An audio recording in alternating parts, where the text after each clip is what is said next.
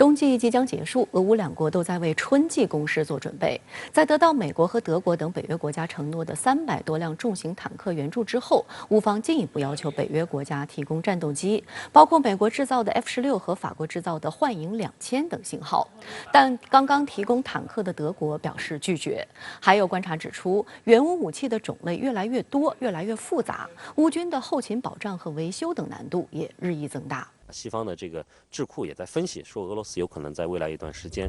在卢甘斯克方向来发起所谓这个决定性的进攻那么它的目标是进入到这个顿涅茨克州的利曼等地那么再结合现在俄军方面在顿涅茨克州巴赫穆特地区的这样的攻势我想未来俄方确实是想争取拿下这个顿巴斯的这个全境特别是现在这个顿涅茨克州的剩余的乌方控制领土。29号晚，乌克兰总统泽连斯基发表视频讲话，称形势非常严峻，乌克兰需要更多新武器和更快的武器交付速度。在收到西方多国提供321辆主战坦克的承诺后，乌克兰国家安全与国防委员会秘书达尼洛夫27号发布了一条 F-16战斗机的短视频，并配文很快将会出现在乌克兰的天空，暗示西方国家即将向乌克兰提供 F-16战斗机。乌克兰总统顾问波多利亚克在一档电视节目中说，为防护援助的装甲车辆大幅削弱俄方火炮火力，乌克兰需要战机以及能够袭击俄后方军火库的远程导弹。他说，仅在克里米亚就有军火库100余座，这些将是乌方需要摧毁的目标。俄方则警告，向乌方提供战机将使对抗升级。据美国政治新闻网报道，在乌克兰和波罗的海国家的推动下，西方国家内部确实已在讨论向乌提供战斗机的可能性，但尚未达成一致。目前对乌军援最多的美国也在犹豫。副国家安全顾问乔纳森·芬纳26号表示，美国和盟友讨论提供战斗机需要非常谨慎。由于 F-16战斗机是美国制造，因此即使有国家愿意提供给乌克兰，也必须经过美国的同意才行。欧洲国家对提供战机一事态度分歧。19号，荷兰表示，如果乌政府提出要求，荷兰政府将以开放的心态考虑向乌提供 F-16战斗机。但德国总理舒尔茨29号明确拒绝。他还警告其他国家，在涉及援乌武器装备方面，不要进入持续竞争、相互抬价的状态。他还表示，坚决反对北约被卷入战争。那么其实德国也好，美国也好，在提供战斗机问题上，现在还是处于一个相对谨慎的这样一种状态。那么他一个是担心会和俄罗斯发生这个直接的冲突担心这个引火烧身。另外一个呢，实际上德国也好，美国也好，国内还是有着不同的声音那么是希望德国、美国不要继续的来给乌克兰加大这个输送武器的力度，来更多的来进行对话那么我想这些也是制约着德国和美国的这样的政策的选择。从技术角度看， F-16的确能满足乌空军对于多用途战斗机的迫切需求，因为该机性能比乌军现役的老式米格29或苏27战斗机更先进。同时 F-16的结构相对简单，维护保养的难度较低，而且美国和其他北约国家的保有量够大，而且目前北约已经开始换装 F-35等新一代战斗机，大量 F-16面临淘汰，一些北约国家想借机转让。不过，正如西方多国提供的主战坦克型号五花八门一样，可能向乌克兰提供的 F-16战斗机同样存在型号繁杂的问题。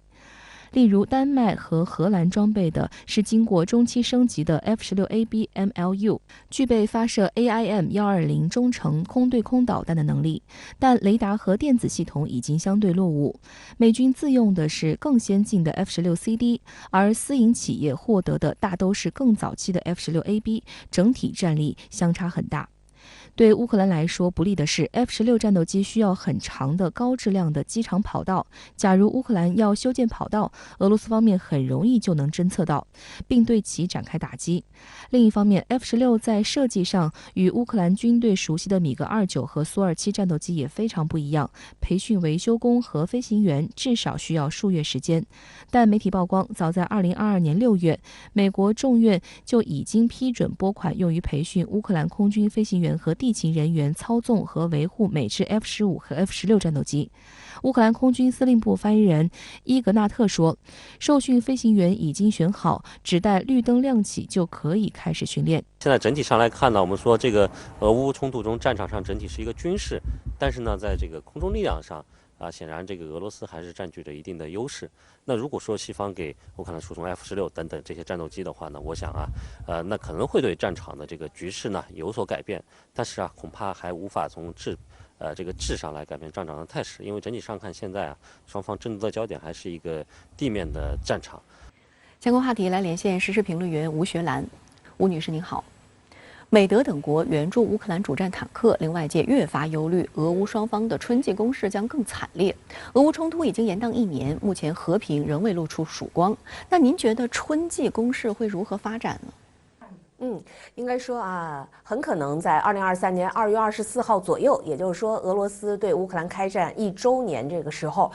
俄乌有可能要展开春季攻势。当然，俄乌两边的春季攻势呢，他们是各有各的。那我想，目前对于俄罗斯来说呢，他的想法那就不再像以前他可能要拿到乌克兰1半的土地。毕竟呢，在过去这段时间呢，他打的是比较拉胯的，他很多目标他想到了，但他确实是做不到。所以最有可能的就是他首先卢甘斯克、顿涅茨克这是俄罗斯通过所谓的公投认为是他的领土，那他要守土，这是最关键的。那现在俄罗斯也在做的什么呢？他在提升自己的防空的水平。你比如说呢，他最新铠甲 SM 这是最新的防空系统已经部署上了，因为之前乌克兰的无人机也是奇袭俄罗斯好几次，让俄罗斯面上无光，所以呢一边想着进攻，防守这个事情肯定也不能丢。那么从乌克兰的角度呢，它的春季攻势呢，首先还是顿巴斯地区，乌克兰东部，因为这是俄罗斯之前这个在这里采取了很激烈的战斗，而且呢，乌克兰在这边也是显示出自己还是有强大的战斗力，所以卢甘斯克、顿涅茨克、赫尔松、扎波洛热，他要完全的拿回来，要控制住，这不可能是俄罗斯一公投就变成俄罗斯领土的，这是乌克兰的领土。除此之外，克里米亚现在乌克兰也在做想法，但如果真的乌克兰在克里米亚采取了行动，这对于普京，这对于俄罗斯来说就是更严重的事情，因为克里米亚和顿巴斯对于俄罗斯来说，他们的性质、他们的意味是完全不同的，所以可以想象这个春季攻势呢，他们虽然各有各的，但是一定会争夺的非常激烈。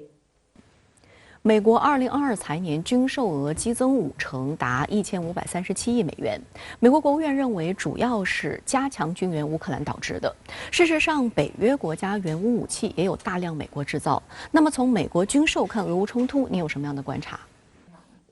虽然我们经常说战争是没有赢家的，但是实际我们从账面上来看，美国这次它就是俄乌战争的一个赢家。一个刚才你提到了一些数字这个美国各项军售从底下它门门类类来看呢，基本上都是涨了50%的左右。所以第一就是从钱的角度美国的大的军火商，你比如说洛马集团，你比如说波音公司雷神集团，他们的